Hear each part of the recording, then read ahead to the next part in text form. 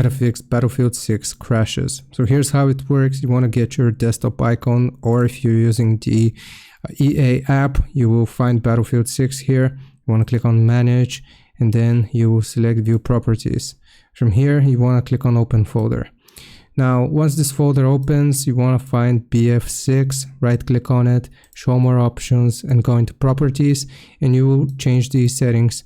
Run this program in compatibility mode 4, leave this as Windows 8, disable full screen optimizations, and run this program as an administrator. Click on apply, click on OK.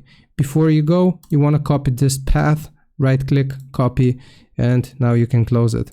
Alright, so once you have done this, the second thing that you want to do is open up your computer search for graphics settings.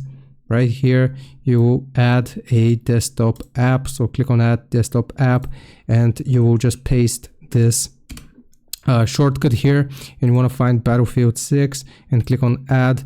And once this has been added, you want to click on it to expand it, and GPU preference, you want to set this to high performance, and optimizations for windowed games, you can leave this on. So that's how you do it. It should reduce the crashes. Hope this helps. Leave a like and sub. I'll see you next time.